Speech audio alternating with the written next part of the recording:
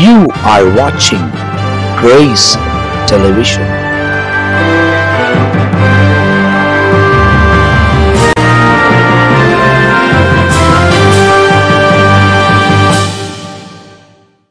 ஆண்டவரும் அருமை இரட்சகராக இயேசு கிறிஸ்துவின் நாமத்தினால் உங்கள் யாவருக்கும் இந்த வேளையில் எங்கள் அன்பின் வாழ்த்துக்களையும் ஸ்தோத்திரங்களையும் தெரிவித்துக் கொள்கிறோம்.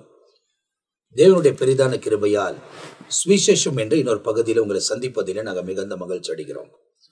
தொடர்ந்து இந்த சுவிசேஷத்தை தியானிப்பதற்கு ஆண்டவர் தந்து வருகிற கிருபைக்காக நான் கர்த்தரை ஸ்தோத்தரிக்கிறேன். தேவனால் பயன்படுத்தப்படுகிற தேவனுடைய ஊழியக்காரர்கள் தன் நேரங்கள் எல்லாம் ஒதுக்கி நம் மத்தியில் வந்து இதை எப்படியாகிலும் அறிவிக்க வேண்டும் என்ற ஒரு நோக்கத்தோடு கூட இந்த நிகழ்ச்சி உங்களுக்காக தொடர்ந்து வழங்கப்படுகிறது. காரணம், இயேசு கூறியிருக்கிற முக்கியமான காரியம், நான் உங்களுக்கு போதித்ததை அவர்களுக்கு போதித்ததை கை கொள்ளும்படி சொல்லுங்கள் என்பதாக அவர் கட்டளையிட்டார் என்பதை மத்தேயு தன்னுடைய சுவிசேஷத்தில் பதிவு பண்ணுகிறார். எனவே இந்த சுவிசேஷம் அறிவிக்கக்கூடிய ஒரு ஸ்லாக்கியத்தை, கிருபையை, தயவை தேவன் தந்ததுக்காக நான் கர்த்தரை ஸ்தோத்தரிக்கிறேன். போன எபிசோட்ல நம்ம பார்க்கும்போது மத்தேயு எழுதின சுவிசேஷம் 6ஆம் அதிகாரம் 14ஆம் வசனம் வரை பரமண்டல ஜபங்களோடு கூட முடிக்கப்பட்டிருக்கிறது. இந்த பகுதியில 16ஆம் வசனம், 17ஆம் வசனம், 18ஆம் வசனத்தை குறித்து, இந்த இடத்தில் உபவாசத்தை குறித்தும் அதை யார் பார்க்க வேண்டும் என்பதை குறித்தும் வேதத்தில் இயேசு போதித்திருக்கிறதை மத்தேயு பதிவு பண்ணுகிறார். இந்த காரியத்தை நாம் வேதத்திலிருந்து இன்றைக்கு கற்றுக்கொள்ளப் போகிறோம். தேவனுடைய திருசபையை நடத்தக்கூடிய தேவனுடைய ஊழியக்காரர்கள் நம் மத்தியில தொடர்ச்சியாய் இந்த பகுதிகளை நமக்கு விளக்கி கொடுக்க போகிறார்கள். முதலாவது நாம் வசனத்தை வாசிக்க கேட்க போகிறோம். மத்தேயு எழுதின சுவிசேஷம் 6ஆம் அதிகாரம் 16ஆம் வசனம், 17ஆம் வசனம், 18ஆம் வசனத்தை நாம் வாசிக்க கேட்க போகிறோம். நீங்கள் உபவாசிக்கும் போது மாயக்காரரை போல முகவாடலாய் இராதேயுங்கள். அவர்கள் உபவாசிக்கிறதை மனுஷர் காணும் பொருட்டாக தங்கள் முகங்களை வாட பண்ணுகிறார்கள். அவர்கள் தங்கள் பலனை அடைந்து தீர்ந்ததென்று மெய்யாகவே உங்களுக்கு சொல்லுகிறேன். நீயோ உபவாசிக்கும் போது அந்த உபவாசம் மனுஷர்களுக்கு காணப்படாமல் அந்தரங்கத்தில் இருக்கிற உன் பிதாவுக்கே காணப்படும்படியாக உன் தலைக்கு எண்ணெய் பூசி உன் முகத்தை கழுவு. அப்பொழுது அந்தரங்கத்தில் பார்க்கிற உன் பிதா உனக்கு வெளியரங்கமாய் பலனளிப்பார். அப்ப இந்த பகுதியில ஒரு குறிப்பிட்ட காரியத்தை தேவன் சொல்லுகிறார். இந்த நாட்களிலே நிறைய இடங்களில் ஜெபங்கள் நடக்கிறது, நல்லது. ஆனால் நாம் உபவாசித்து ஜெபிக்கும் போது எப்படியாக ஜெபிக்க வேண்டும், என்ன செய்ய வேண்டும், என்ன செய்யக்கூடாது, எல்லாவற்றையும் ரொம்ப துல்லியமாய் இந்த 3 வசனங்களிலே நாம் துல்லியமாய் படிக்கிறோம். இதை குறித்து கூடுதலான விவரங்களோடு கூட நம் மத்தியில பிஷப் ரெவரண்ட் பெனி ஏசாயா நம் மத்தியில முதலாவது பகிர்ந்து கொள்ள போகிறார்கள். நம் நேரடியாக நிகழ்ச்சிக்குள்ள கடந்து போக போகிறோம். ஆண்டவராகிய இயேசுவின் நாமம் மகிமைப்படுவதாக. இங்கே 16வது வசனத்திலே, நீங்கள் உபவாசிக்கும் போது மாயக்காரரை போல முகவாடலாய் இராதேயுங்கள் என்று அங்கே சொல்லப்பட்டிருக்கிறது. மட்டுமல்லாபடிக்கு அவர்கள் உபவாசிக்கிறதை மனுஷர் காணும் பொருட்டாக தங்கள் முகங்களை வாட பண்ணுகிறார்கள் என்று வசனத்திலே வாசிக்கிறோம். அப்படி என்றால் உபவாசம் பண்ண வேண்டும் என்றால் எப்படி உபவாசம் பண்ண வேண்டும் என்ற ஒரு கருத்தை ஆண்டவர் அங்கே வெளிப்படுத்தி காட்டுகிறதை பார்க்கிறோம். வேதத்திலே அநேகர் உபவாசித்து ஜெபித்ததை வேதத்திலே பல இடங்களிலே வாசிக்கிறோம். அப்படி உபவாசித்து ஜெபித்த அநேகருக்கு பதில் கிடைத்திருக்குது, சிலருக்கு பதில் கிடைக்கவில்லை. அதிலே முதலாவதாக பார்க்கும்போது 2 சாமுவேலின் புத்தகம் 12வது அதிகாரம் 16வது வசனத்திலே, தாவீது தன்னுடைய பிள்ளைக்காக பிரார்த்தனை பண்ணி உபவாசித்து உள்ளே போய் ராமுழுவதும் தரையிலே கிடந்தான் அப்படின்னு வசனத்துல வாசிக்கிறோம். என்ன என்று கேட்டா, ஒரு சிறு குழந்தை அது வியாதியா இருக்குது. அப்ப வியாதியா இருக்கும்போது அவர் ஜெபிக்கிறார், ஜெபத்தோடு கூட உபவாசித்ததாக வசனத்திலே வாசிக்கிறோம். அப்படி உபவாசித்து ஜெபித்தும் கூட அந்த ஜெபம் உண்மையான ஜெபமாய் இருக்கிறது ஒழிய மாயமாலமான ஜெபமாய் இருக்கவில்லை. ஏன் அப்படின்னு கேட்டா, தன் குழந்தைக்காக ஜெபிக்கிறார். ஆனாலும் கூட நடந்த சம்பவம் நமக்கு நன்றாக தெரியும். திடீரென்று குழந்தை மரித்து விடுகிறது. மறுபடியும் அவர் உபவாசத்தை கண்டினியூ பண்ணல, உடனே அதை விட்டுட்டு அவர் போஜனம் பண்ணுகிறதாக வசனத்திலே வாசிக்கிறோம். அப்ப எல்லாரும் கேட்கிறாங்க, பிள்ளை உயிரோடு இருக்கும் போது நீ உபவாசம் பண்ண, ஆனா இப்பொழுதோ நீ போஜனம் பண்ணுகிறது என்ன என்று கேட்கும்போது அப்போது தாவீது அழகாய் ஒரு வார்த்தையை சொல்லுகிறார். நான் அதை திரும்பி பெறக்கூடுமோ, திரும்பி வர பண்ணக்கூடுமோ, நான் அதனிடத்திற்கு போவேனே ஒழிய அது என்னிடத்திற்கு வராது என்று சொல்லி அங்கே வசனத்திலே வாசிக்கிறதாக நாம் பார்க்கணும். அப்போ தாவீது உபவாசம் பண்ணி ஜெபித்ததுல ஒரு நோக்கம் இருக்குது. அப்போ நாம ஜெபிக்கிறதுலயே ஒரு நோக்கம் இருக்க வேண்டும். நெகேமியா 1வது அதிகாரம் 4வது வசனத்தை நாம் வாசித்து பார்க்கும்போது, நெகேமியா 1வது அதிகாரம் 4வது வசனம், இந்த வார்த்தைகளை கேட்டபோது நான் உட்கார்ந்து அழுது சில நாட்களாய் துக்கித்து உபவாசித்து மன்றாடி பரலோகத்தின் தேவனை நோக்கி அப்படின்னு. அப்போ நெகேமியா அங்கே உபவாசித்ததாக வசனத்திலே வாசிக்கிறோம். அதற்கு காரணம் என்ன என்று சொன்னால், எருசலேமின் அலங்கங்கள் இடிக்கப்பட்டிருக்கிறது. ஆகவே அலங்கங்கள் கட்டப்பட வேண்டும் என்ற ஒரு நோக்கம், அது நிறைவேற வேண்டும் என்ற ஒரு நோக்கத்தோடு கூட அவர் என்ன பண்றாரு, உபவாசித்து ஜெபிக்கிறதாக வசனத்திலே வாசிக்கிறோம். ஆனால் அந்த உபவாசத்திற்கு ஆண்டவர் பதில் கொடுக்கிறார். அப்போ நெகேமியா கிட்ட ராஜா கேட்கிறது என்னன்னு கேட்டா, உனக்கு ஏன் துக்கமுகமாய் இருக்கிறாய், இது மனதின் துக்கமே வழிய வேறொன்றும் இல்லை என்று சொல்லிட்டு அவருடைய உள்ளத்தில் இருக்கிறதான துக்கத்தை அங்கே ராஜா அறிந்து கொண்டது உண்மை என்று சொன்னால், இன்றைக்கு நாம் உபவாசித்து ஜெபிக்கும் போது நம்முடைய இருதயத்தில் இருக்கிறதான எல்லா துக்கத்தையும் தேவன் அறிந்திருக்கிறார்.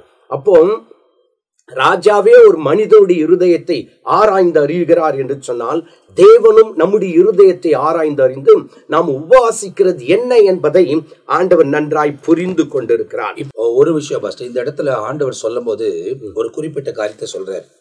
அதாவது நீங்கள் உபவாசிக்கும் போது அந்த இடத்துல அவர்களை போற மாயக்காரர்களை போல அப்படின்னு மாயக்காரர்களை குறித்து ஆண்டவர் சொல்லுகிறார். அப்ப அவங்கள மாதிரி நீங்க உபவாசிக்காதீங்க, ஏன்னா அவர்கள் ஜனங்கள் பார்க்க வேண்டும் என்று உபவாசிக்கிறார்கள். நீங்கள் அந்த ரங்கத்துல போய் அரைக்கதவை மூடி அந்த இடத்துல உபவாசம் பண்ணி ஜெபம் பண்ணுங்க. உபவாசம் பண்ணும் போது எப்படி இருக்கணும் அப்படின்னு சொல்லப்படுது. ஸோ அந்த காலத்துல இப்படி ஒண்ணு நடந்தது. இப்போ இயேசு அவர் இந்த உலகத்தில் இருந்த நாட்களில அவர் 3.5 வருஷம் ஊழியம் செய்திருக்கிறாரு. நிறைய இடங்களில் கடந்து போய் கூட்டங்களை நடத்தினார். நிறைய இடங்களில் அற்புதங்களும் செய்திருக்கிறார். ஜனங்களை அவர் கூட்டி நம்ம எல்லாம் ஃபாஸ்டிங் பண்ணி இதுக்காக ஜெபம் பண்ணலான்றதெல்லாம் அவர் கூப்பிடல. அடுத்தது சீஷருங்க உபவாசிக்கல, அதை குறித்த தர்க்கம் பண்றாங்க.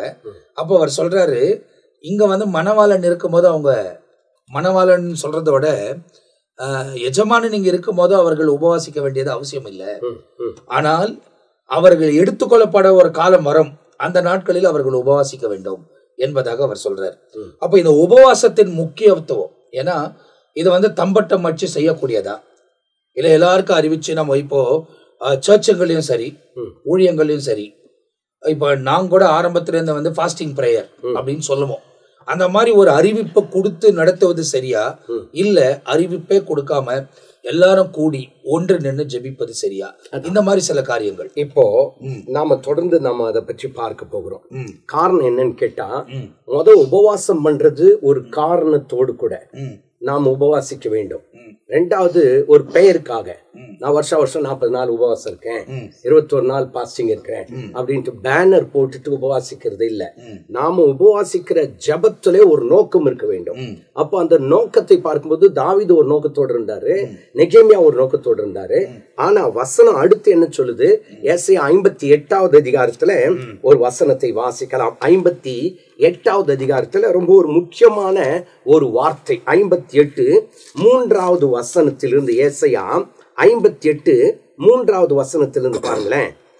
நாங்கள் உபவாசம் பண்ணும் போது நீ நோக்காமல் இருக்கிறது என்ன? கேக்குறாங்க, நாங்க உபவாசம் பண்றோம் ஆண்டவரே, நீ நோக்காமல் இருக்கிறது என்ன?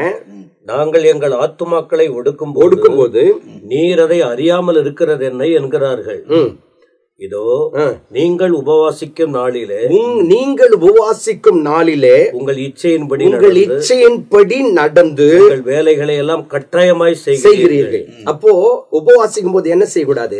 இச்சையின்படி நடக்க கூடாது, நம்முடைய வேலையை செய்யக்கூடாது. அடுத்து இதோ வழக்குக்கும் வாதுக்கும் துஷ்டத்தனத்தையுடைய கையினால் குத்துகிறதற்கும் உபவாசிக்கிறீர்கள். அப்போ இதுல இருந்து நன்றாய் புரிந்து கொள்ள முடிகிறது.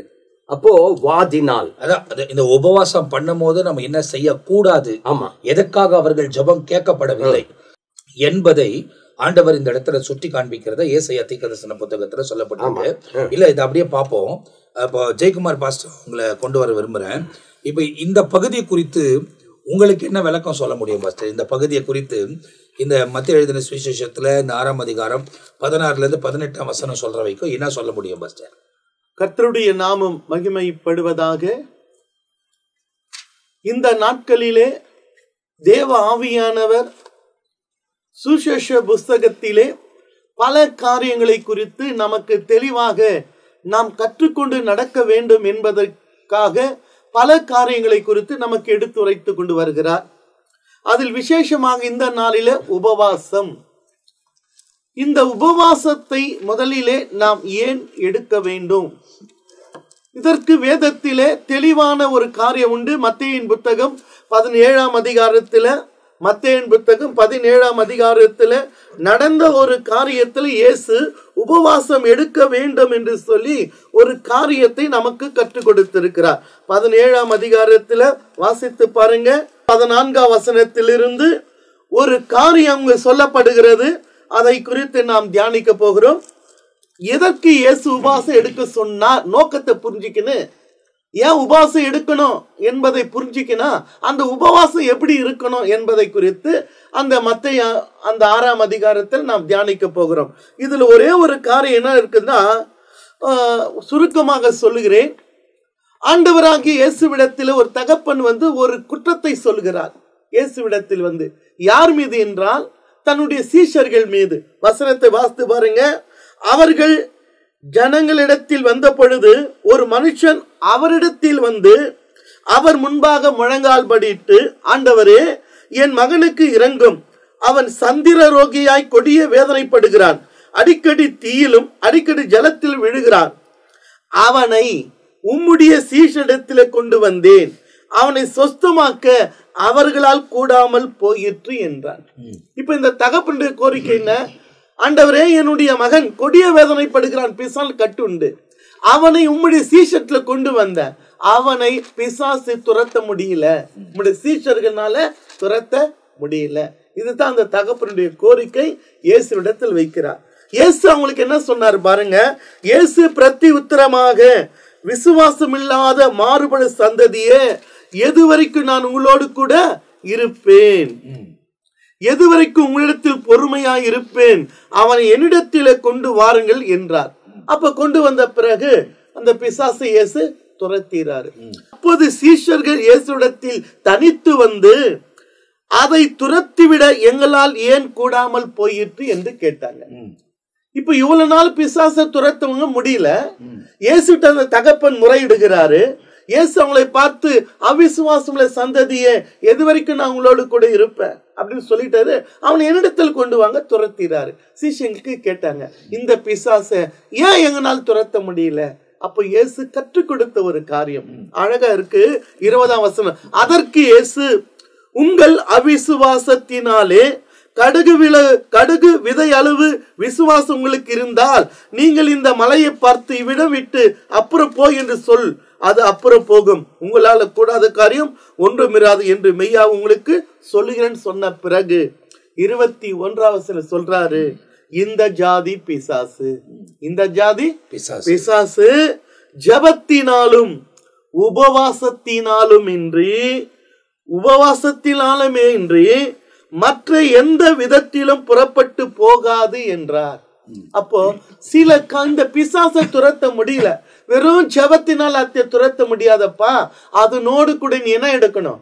உபவாசம் எடுக்கணும். இல்ல பாஸ்டர், அதாவது உபவாசம் பண்ணணும் அப்படின்றது ஆண்டவர் சொல்றாரு. ஓகே, இல்ல நோக்கத்தை கொண்டு வர. அதுதான் நீ சொல்றது எனக்கு புரிஞ்சிச்சு, அர்த்தம் புரியுது. இப்போ அதுக்கு தான் அந்த வசனத்தை சொல்ற.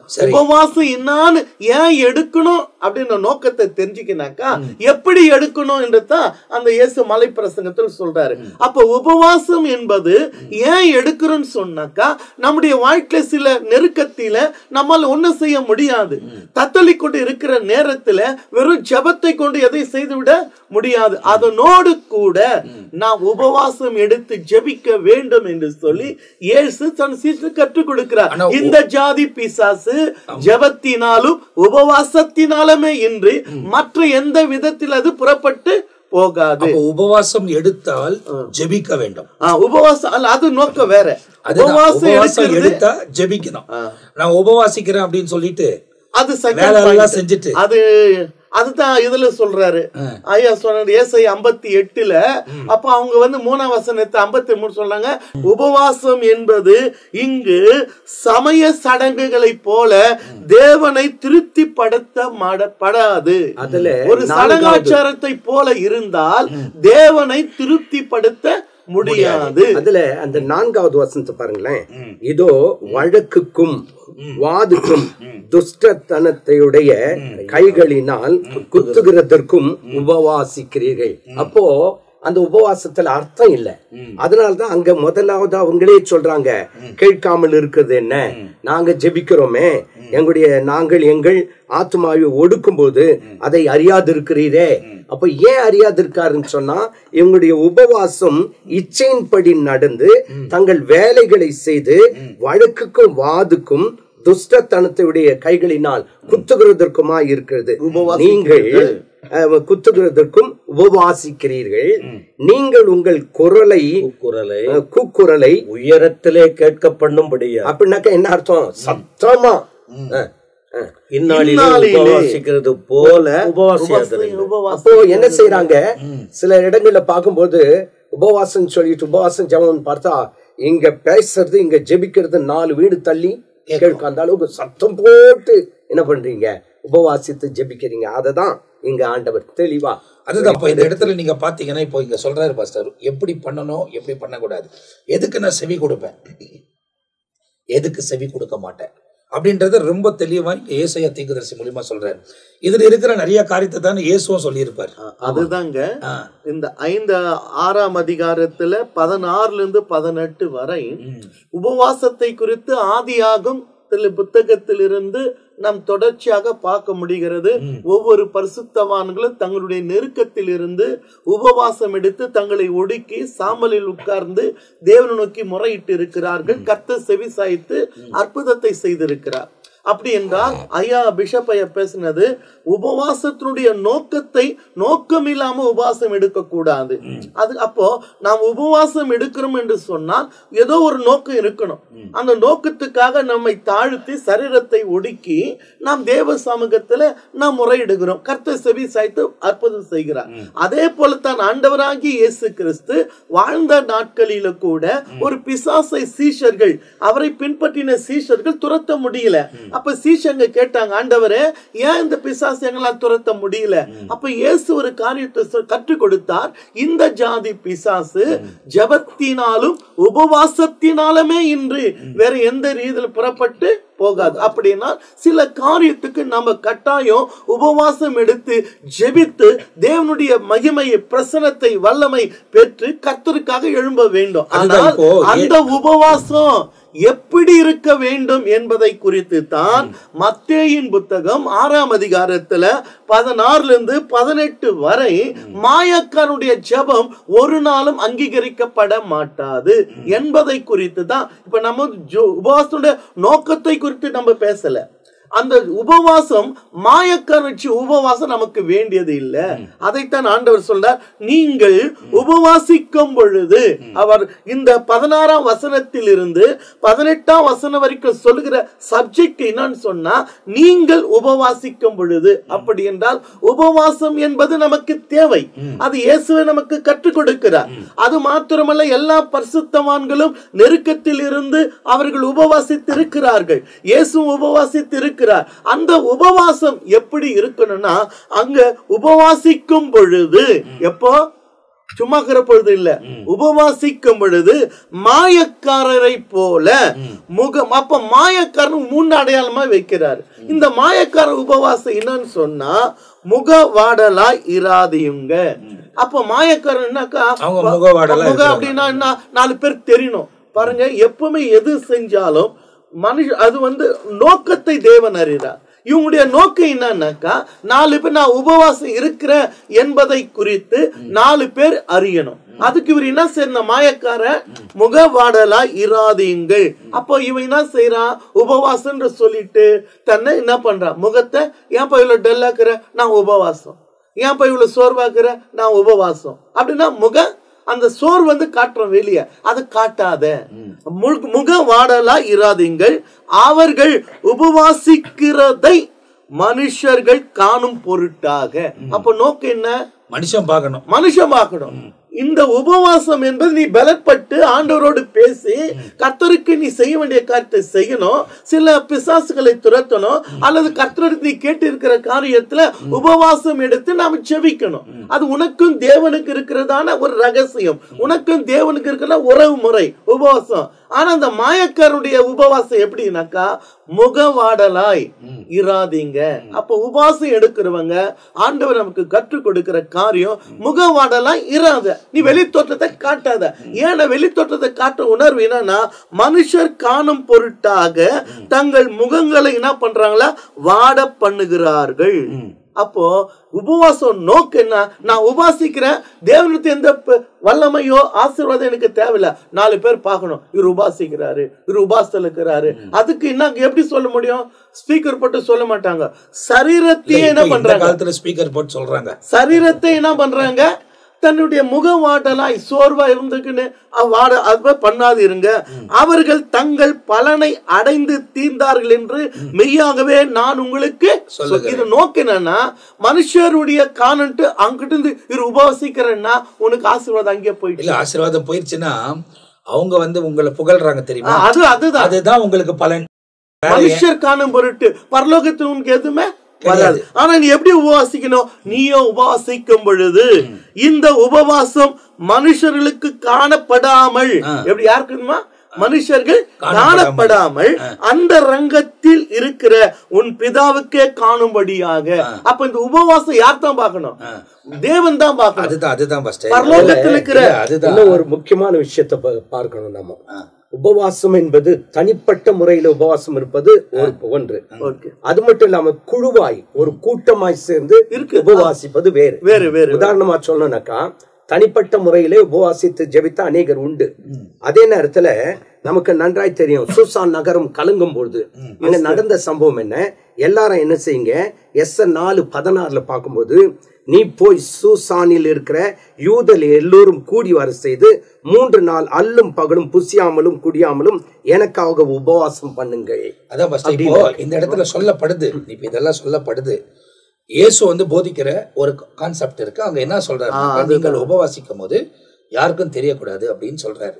அப்படின்னா நம்ம தெரியக்கூடிய அளவுக்கு நம்ம நடந்து கொள்ளக்கூடாது. இப்போ உபவாச நேரத்துல நம்ம எங்கேயாவது போவோமானாதான் அவங்க கண்டிப்பா ஒருத்தர் வீட்டுக்கு போறோம் அப்படின்னா ஏதாவது குடிங்கன்னு சொல்லுவாங்க, ஏதாவது சாப்பிடுங்கன்னுவாங்க. அந்த நேரத்துல இல்ல நான் ஃபாஸ்டிங்கிறேன் அப்படின்னாலே அந்த காரியம் தேவனுக்கு பிரியமானது அல்ல அப்படின்றது நம்ம தெரிய வருது. இதுல இன்னும் கூடுதலாக இருக்கு பாருங்க, உன் பிதாவுக்கே காணும்படியாக. அப்போ நீ எடுக்கிற உபவாசம், நாம் எடுக்கிற உபவாசம் மனுஷர் காணும்படியாக வேண்டாம். அது யாருக்கு தெரிஞ்சா போதும், பரலோகத்தில் இருக்கிற தேவனுக்கு. நீ உபவாசம் எடுத்து ஜெபிக்கிற காரியம் பரலோகத்தில் இருக்கிற தேவனிடத்துல நன்மை பெறும்படியாக அந்த தேவனை நோக்கி எடுத்தாலே போதும். என்ன மனுஷன் என்ன செய்யறாங்களா, எப்படி எடுக்க, உன் தலைக்கு என்ன பூச, உன் தலைக்கு எண்ணெய் பூசி உன் முகத்தை கழுவு. இப்ப சில பேர் பாக்குறோம், அதுக்கு தான் இந்த வந்தேன். வீட்டுக்கு 12 மணிக்கு விசிட்டிங் பண்ணா கூட முகம் கூட அப்ப கூட பல்லு வளர்க்க, இன்னும் நான் பல்லு கூட வளர்க்கல பசினாக்கா உபவாசிக்கிறேன். ஏன்னா ஆண்டவர் கரெக்டா சொல்றாரு பாருங்க, முகத்தை கழுவுன்ற சொல்ற. உபவாச நாளில சுத்தமாயிரு. இன்னைக்கு உபவாசம் என்ற போர்வையை போத்திக்கின்னு அன்னைக்கு கழுவ மாட்டாங்க, பல்ல வளர்க்க மாட்டாங்க, தலை வர மாட்டாங்க, தலை சீவ மாட்டாங்க, எண்ணெய் போட மாட்டாங்க, பார்க்கறது அலங்கோலமா இருப்பாங்க. எங்க சிஸ்டர் எப்படிக்குன்னா, இல்ல நான் உபவாசம். உபவாசிக்கிறேன்னு சொல்லிட்டு காலையில இருந்து எழுந்து நான் காலைல சாப்பிடுறதுல நான் 1 மணி வரைக்கும் உபவாசம் சொல்லிட்டு எல்லா வீட்டு வேலைகளையும் முடிச்சுட்டு ஒரு 1:30 மணிக்கு அப்படி உட்காந்து உபவாசம் முடிஞ்சிச்சுன்னு ஒரு 2 நிமிஷம் ஆண்டவரே இந்த நாளில் எனக்கு உபவாசத்துக்கு கிருபை தந்தீர் உமக்கு நன்றின்னு சாப்பிட்றவங்க நிறைய பேர் இருக்கிறாங்க. அப்படி நம்ம செய்யக்கூடாது. இதில் இன்னும் கூடுதலாக சில காரியங்களை தெரிந்து கொள்ள போகிறோம். நம்ம ஜான் பீட்டர் ஐயா சில காரியங்களை நமக்காக வைத்திருக்கிறார். அவரோடு கூட நாம் கலந்து கேட்போம். இந்த 6ஆம் அதிகாரத்தில் தர்மம் செய்யும் போதுன்னு பார்த்தோம், ஜெபம்னு பார்த்தோம். உபவாசம்னா என்ன? உபவாசம் இப்ப நிறைய சொல்ல முடியும். வனவாசம்னுவாங்க, காட்டுல வாடுறவங்களுக்கு காட்டு வாசிகள், இப்படி பல விஷயம் இருக்குது. உபவாசம்னா இப்ப ஜெபம் கூடுதலா ஆண்டவரோடு வாசம் பண்ணுவது.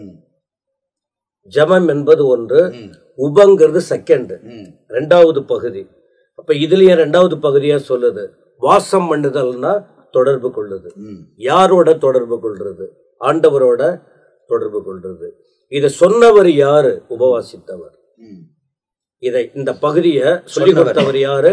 உபவாசித்தவர். இப்ப ஒரு விஷயம் ஃபர்ஸ்ட், உபவாசித்தவர் அப்படின்னு சொல்லும் போது முதலாவது இயேசு ஊழியத்துக்கு வரத்துக்கு முன்னே பரிசுத்த ஆவியினாலே வனாந்தரத்துக்குள் நடத்தப்படுகிறார்.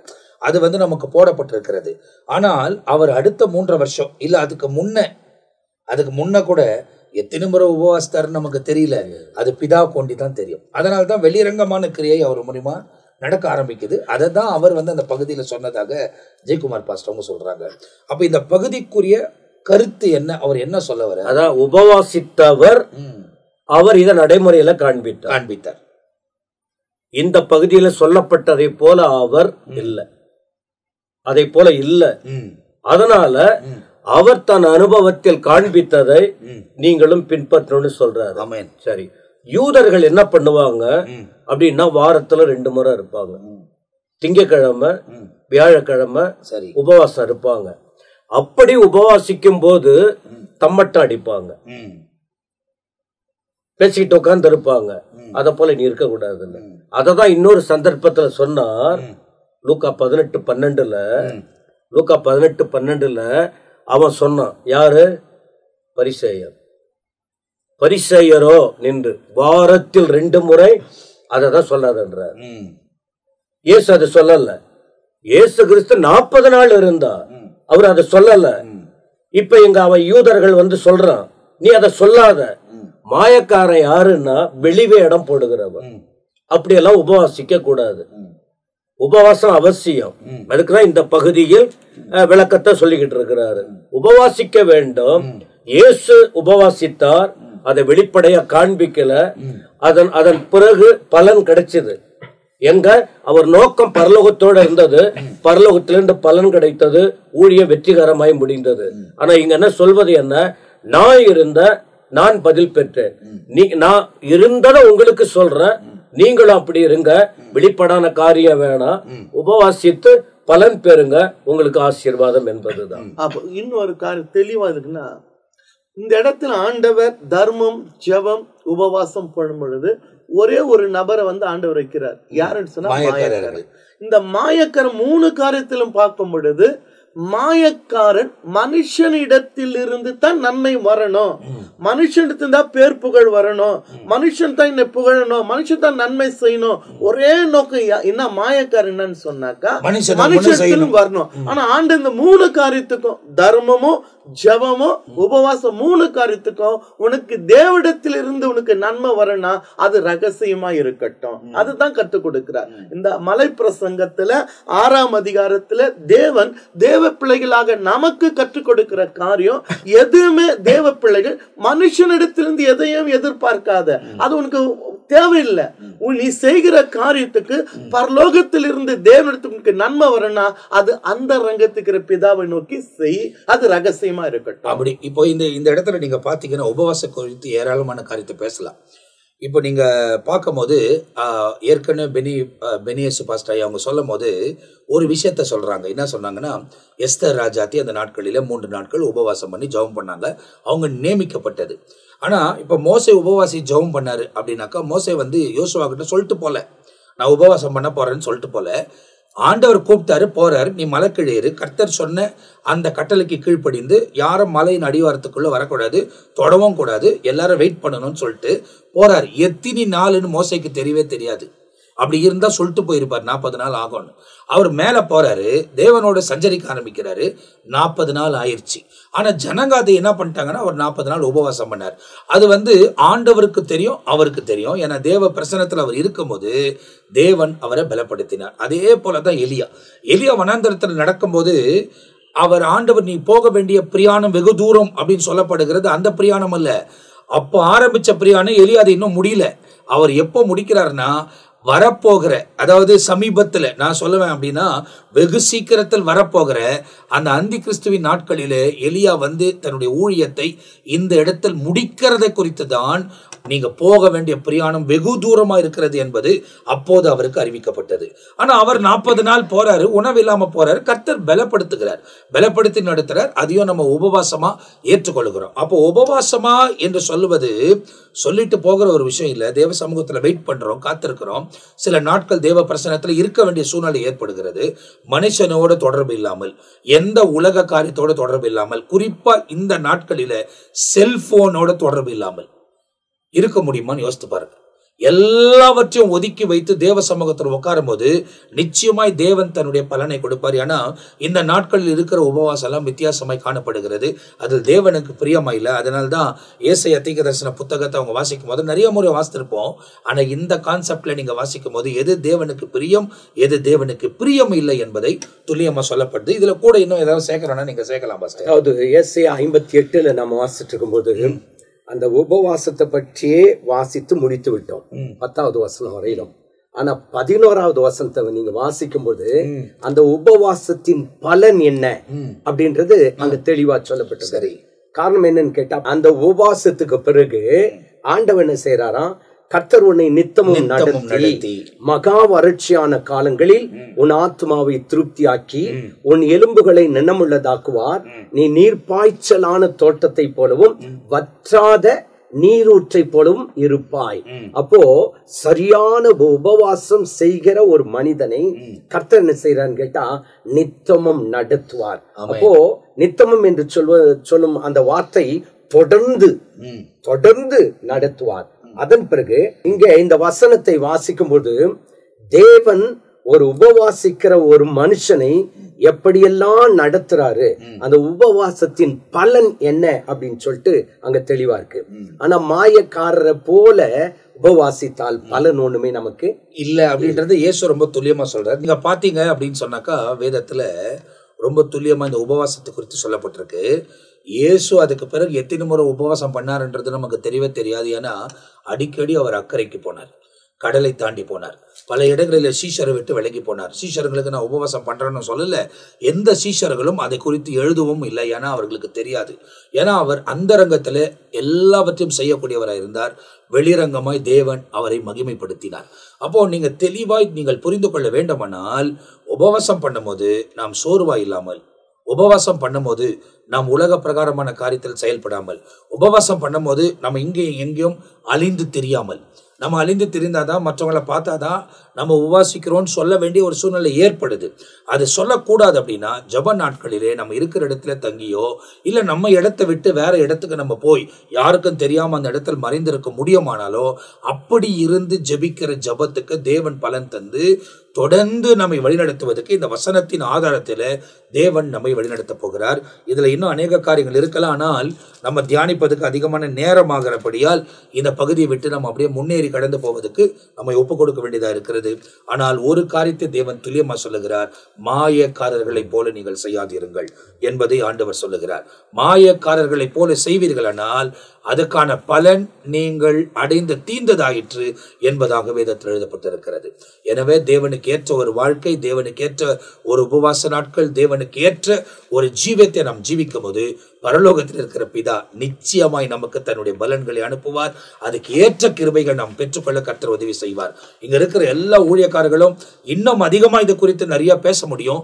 ஆனால் ஒரு குறிப்பிட்ட நேரம் இருக்கிறபடியால் தொடர்ந்து அதை முடிக்க வேண்டிய ஒரு சூழ்நிலைக்குள் இருக்கிறோம். மீதியான பகுதியோடு கூட அடுத்த பகுதியில் சந்திக்க போகிறோம். ஆண்டவர் உங்களை நிச்சயமா ஆசீர்வதித்திருப்பார் என்பதை நான் யோசிக்கிறேன்.